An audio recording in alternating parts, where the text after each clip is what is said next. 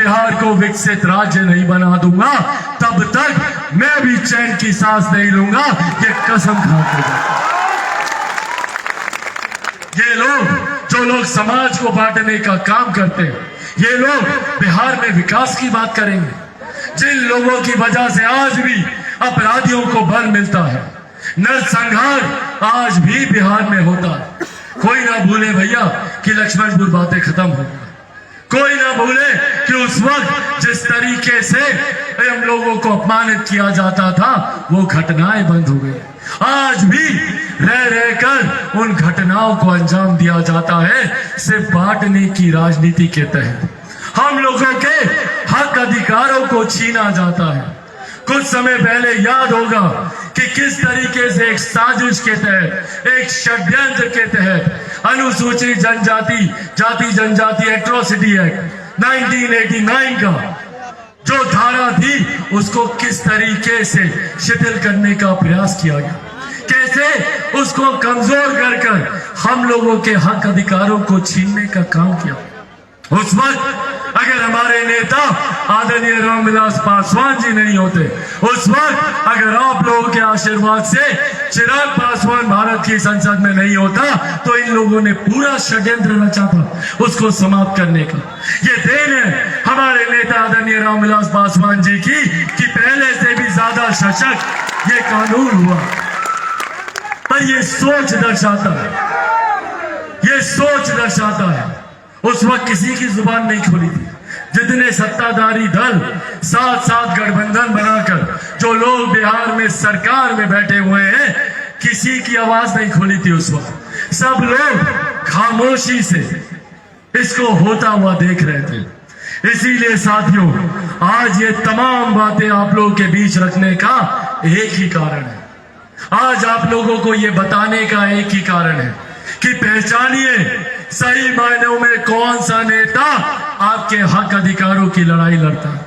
सही मायनों में कौन सा नेता हमारे नेता डॉक्टर बाबा साहेब भीमराव अंबेडकर को अपना नेता मानकर उनके लिए कार्य करता है।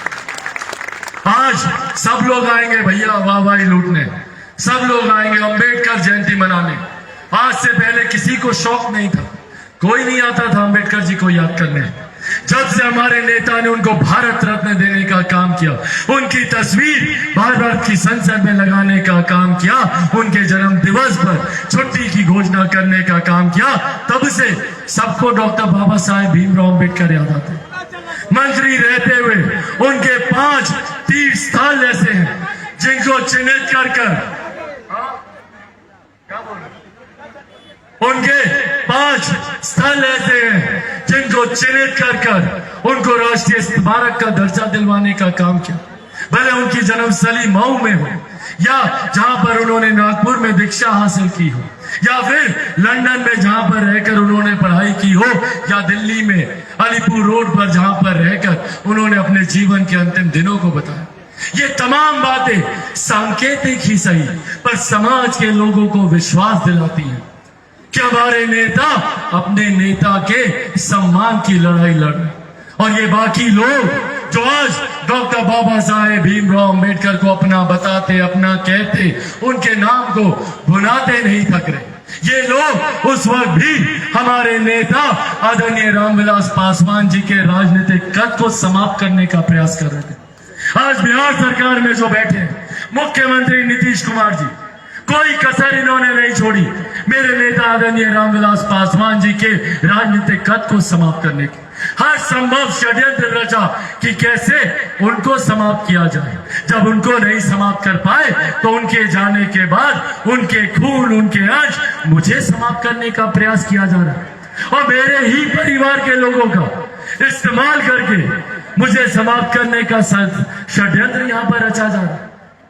साथियों, आज आग्रह कर रहा हूं आप लोगों से, जरूरी है ऐसे लोगों को चिन्हित करना जिन्होंने हमारे नेता आदरणीय रामविलास पासवान जी की पीठ पे खंजर भोगने का काम किया, जिन लोगों ने हमारे नेता के जाने के बाद उनके विचारों, उनके सिद्धांतों को तिलांजलि देने का काम किया। और यकीनन इसमें कई अपने भी हैं, कई अपने घर के भी हैं, जिन्होंने जिन्होंने हमारे नेता के जाते ही उनकी चिता की आग अभी तक ठंडी नहीं हुई और परिवार को उन लोगों ने तोड़ने का काम किया। क्यों? सिर्फ अपनी व्यक्तिगत महत्वाकांक्षाओं को साधने के लिए, सिर्फ एक मंत्री पद पाने के लिए। मेरे नेता आदरणीय रामविलास पासवान जी ने हाजीपुर को अपनी मां माना था और अपनी मां मानकर उम्र भर उन्होंने सेवा की। इस नाते मेरा भी रिश्ता है हाजीपुर से, और ये कोई राजनीतिक रिश्ता नहीं है, ये घर परिवार का रिश्ता है। मैं जब राजनीति में था भी नहीं, राजनीति का क ख ग भी नहीं जानता था, तब से अपने नेता, अपने पिता आदरणीय रामविलास पासवान जी की उंगली पकड़कर यहाँ पर आऊं। तब से आप लोगों से वो मेरा परिचय करवा रहे। कैसे भूल जाऊं भैया मैं हाजीपुर को? अपने नेता, अपने पिता के जाने के बाद कैसे भूल जाऊं बताइए? आप लोगों ने मेरे पिता के जाने के बाद मेरे पिता बनकर, मेरे चाचा बनकर, मेरी चाची बनकर आप लोगों ने मुझे संभालने का काम किया। जब मेरे अपनों ने मेरे सर से आशीर्वाद का हाथ हटा दिया, आप लोग मेरे माता पिता बनकर मेरे सर पर आप लोगों ने आशीर्वाद का हाथ हटा दिया।